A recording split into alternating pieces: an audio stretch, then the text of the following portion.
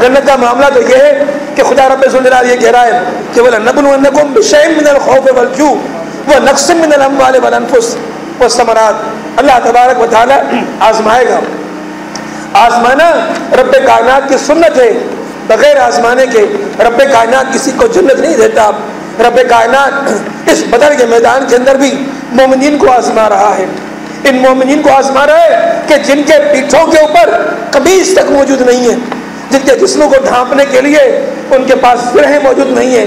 جن کو لڑنے کے لیے ہاتھوں کے اندر ان کے پاس تلواریں موجود نہیں ہیں، اور جو اپنے ہاتھ کے اندر کھجور کی چھڑیاں لیے ہوئے کفار کے سامنے کھڑے ہوئے ہیں۔ لیکن معاملہ یہ ہوتا ہے کہ رب کائنات پھر اپنے ایسے ہی بندوں کی مدد کرتا ہے، اور پھر رب کائنات کی طرف سے فرشتے نازل ہوتے ہیں۔ یہ فرشتے اس وقت نازل ہوتے ہیں کہ جب بندے مومن کے دل کے اندر ایمان کی وہ کیفیت پیدا ہو جائے، ایمان کی وہ حالت پیدا ہو جائے کہ جو مطلوب ہے رب کائنات کو۔ اقبال کہتا ہے کہ فضائے بدر پیدا کر فرشتے تیری نصرت کو اتر سکتے ہیں گردوں سے قطار اندر قطار ربی۔ شاہ عبداللطیف بٹائی کچھ اسی طرح کی بات کرتا ہے کہ انیا تو مجھا ککھ چھٹے رت نکرے منہ میں محبوب انجا کی جھلی دیکھا سوتوں کو جاڑا سکن جو سدھوں کری۔ شاہ سائیں کہہ رہا ہے کہ تیرا ایمان، تیری حقیقت اس قدر نازک ہے کہ تجھے اگر تنکا بھی چھو جائے تیرا خون نکل آتا ہے، تو اتنا کمزور ہے۔ انیا تو مجھا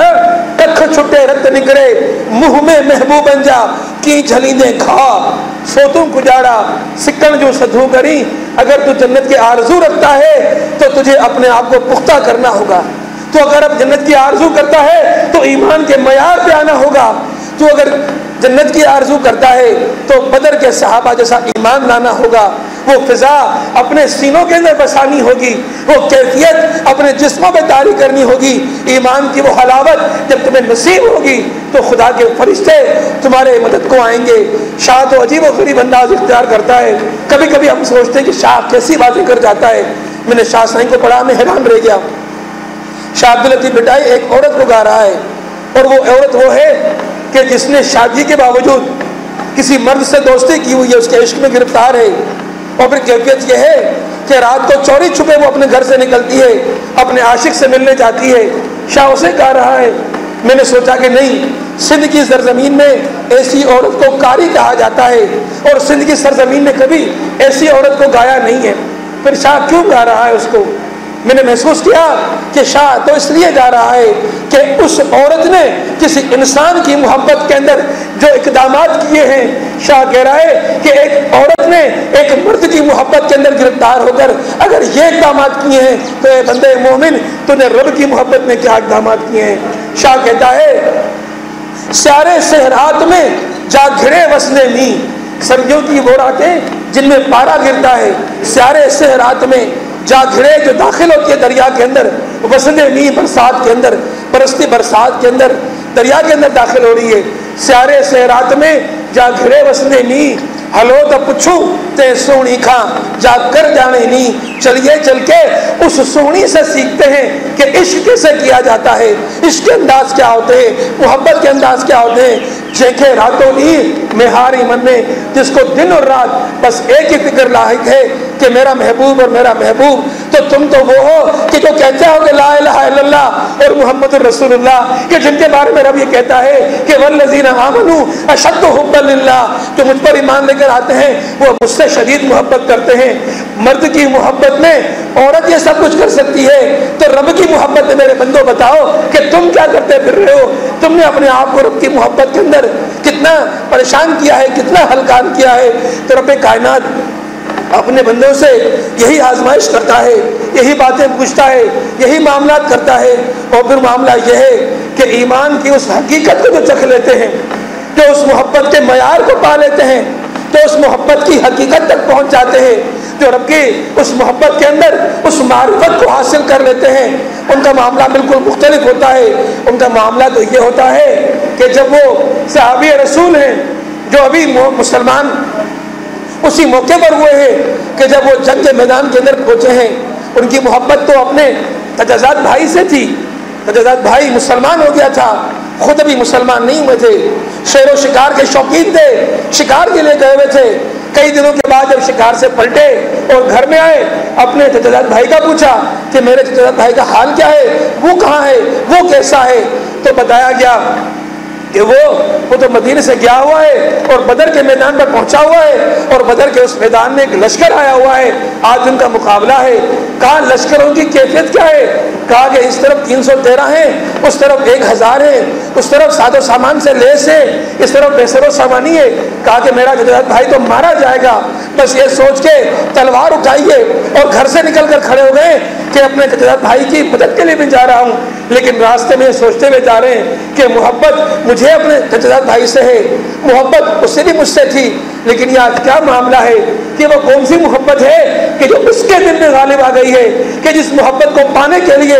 آج میرا بھائی مجھے چھوڑ کر جانے کے لیے تیار ہو چکا ہے، جو اپنی جان آفری کے سپرد کرنے کے لیے آج کافروں کی تلواروں کے سامنے کھڑا ہو گیا ہے، اپنی گردنیں کٹوانے کے لیے وہاں پہنچ چکا ہے۔ وہ سوچتا ہے کہ ہاں اس نے ایمان کو پا لیا ہے، تو میں نے اس ایمان کو کیوں نہیں پایا، میں نے اس حقیقت کو کیوں نہیں پایا، میں نے اس رب کو کیوں نہیں پہچانا؟ پر یہی سوچتا ہوا نبی اکرم صلی اللہ علیہ وسلم کے پاس پہنچتا ہے، آپ صفیں درست کر رہے ہیں، آپ سے آ کر مکالمہ کرتا ہے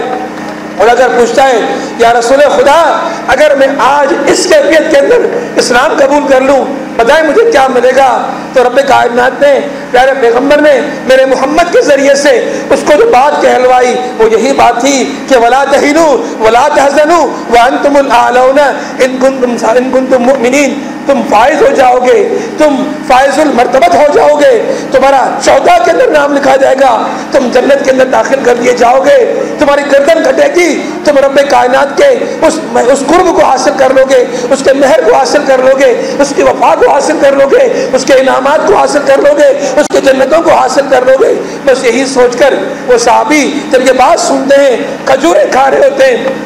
اور سوچتے ہیں کہ یہ کھجوریں ان کو کھا لو، کہتے کہ نہیں، وہ اللہ سے محبت، وہ اللہ کی قربت، وہ اللہ کی جنتوں کا حصول، اس کے درمیان یہ کھجوریں کیوں حائل ہو جائیں؟ کھجوروں کو وہیں پھینکتے ہیں اور آگے بڑھتے ہیں اور دیوانہ وار وہاں لڑتے ہیں، ایک تیر آتا ہے اور حلق میں اگر لگتا ہے تو قسم کھاتے ہیں فزت برب کعبہ کی قسم میں کامیاب ہو گیا۔ یہ عجیب کامیابی ہے، یہ عجیب کامیابی ہے کہ دنیا سے انسان جا رہا ہے، دنیا سے انسان شہادت کے رتبے پر فائز ہو رہا ہے، اپنے رب کی طرف جا رہا ہے۔ تو معاملہ یہ ہوتا ہے جب ایمان کی حلاوت، جب ایمان کی حقیقت مومن کو نصیب ہو جاتی ہے تو رب کے درمیان اور اس بندے کے درمیان جو پردے حائل ہوتے ہیں، یہ بندہ ان پردوں کو پھاڑنا چاہتا ہے، ان پردوں کو دور کرنا چاہتا ہے، اپنے رب کو پانا چاہتا ہے۔ اس کے لیے بے قراری اس بندے کے سینے کے اندر آ جاتی ہے اور اپنے رب کی اس محبت، اس کی جنتوں کے حصول کے لیے آگے بڑھنا چاہتا ہے۔ بس میرے دوستوں اور بھائیوں، میں آپ کے سامنے یہی بات کہنے آیا تھا کہ اللہ رب العالمین نے اس ایمان کے نتیجے کے اندر اس محبت کی تقاضا کی ہے کہ جو محبت اس ایمان کا معراج ہے کہ جس کے بغیر انسان اس عالم کے اس سرفرازی کو حاصل نہیں کر سکتا، کہ جو سرفرازی رب کائنات کو مطلوب ہے، کہ جو حقیقت رب کو مطلوب ہے۔ بس ہم سب نے اس قافلے کو اختیار کیا ہوا ہے کہ جو قافلہ رب کی محبتوں کو حاصل کرنا چاہتا ہے، رب کی جنتوں کو حاصل کرنا چاہتا ہے، رب کے انعامات کو حاصل کرنا چاہتا ہے، بس اس کی شرط یہ ہے کہ ہم اللہ کی راہ کے اندر اس کی محبتوں کے حصول کے لیے، اس کی جنتوں کے حصول کے لیے اپنے آپ کو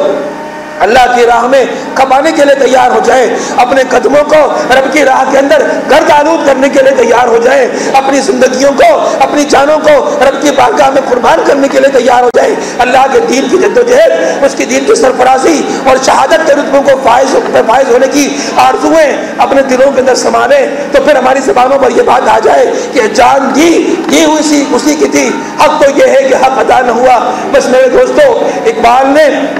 بہت خوبصورت انداز کے اندر یہ بات کہی تھی کہ اس بندہ اس دنیا کے اندر جو موجود ہے، اس بندے کو اپنے آپ کو تبدیل کرنے کے لیے کوئی دیر نہیں کرنی چاہیے۔ وہ کہتا ہے کہ جلالو آتشو برقو صحاب پیدا کر، اجل بھی کام اٹھے وہ شباب پیدا کر، تو انقلاب کی آمد کا انتظار نہ کر، جو ہو سکے تو ابھی انقلاب پیدا کر۔ بس میرے دوستوں اور بھائیوں، اس انقلاب کی جدوجہد کو اختیار کرنے کے لیے، اس رب کی معرفت کو حاصل کرنے کے لیے، اس کی جنتوں کو حاصل کرنے کے لیے ولا تہنوا ولا تحزنوا وانتم الاعلون ان کنتم مؤمنین کی حقیقت کو پانے کے لیے ہم سب کو اپنے آپ کو تیار کرنا ہوگا۔ اللہ تعالی ہمیں اس درجے پر پہنچنے کی توفیق عطا فرمائے۔ اقول قولی ھذا استغفر اللہ لی ولکم ولسائر المسلمین فاستغفروہ انہ هو الغفور الرحیم۔